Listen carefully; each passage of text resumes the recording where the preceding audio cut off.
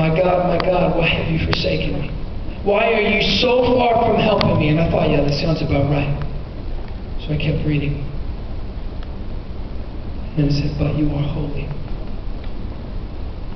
You're enthroned in the praises of Israel." And that phrase, "but you are holy," something about it grabbed my attention. It grabbed my heart.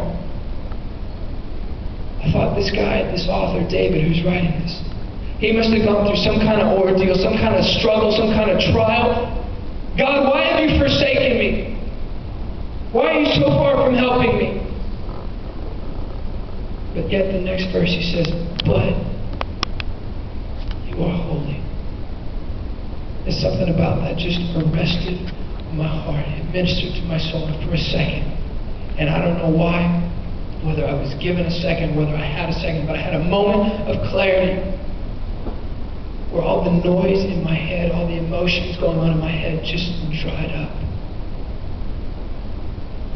And I cried out to God, not from emotion, not from pain, but somewhere truly, deeply from my heart. It was almost as if son was crying out to father.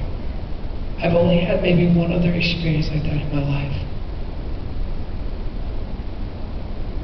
And in that moment of clarity,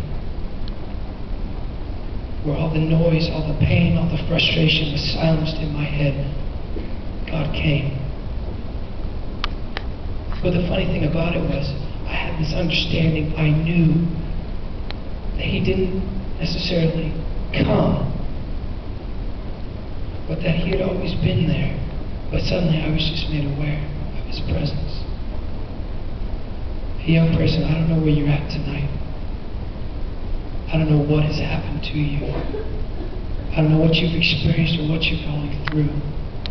You may feel like God is 1,000 miles away, that He doesn't know anything about you, that He doesn't care about your situation. But I'm here to tell you tonight, He is right there. He is right next to you. Listen, I don't pretend to have all the answers. I certainly don't know anything. But if there's one thing that I do know, is that we serve a God that loves us. Is that we serve a God that even in the midst of our junk and trials and ordeals, He's there to rescue us. He's there to perhaps bring us a moment of clarity. Maybe it comes through the loud praise and worship, or through a message that's preached. Or maybe that's just a setting for Him, allowing His presence to move. But yet, we just have one moment, one word from God, and it changes everything forever.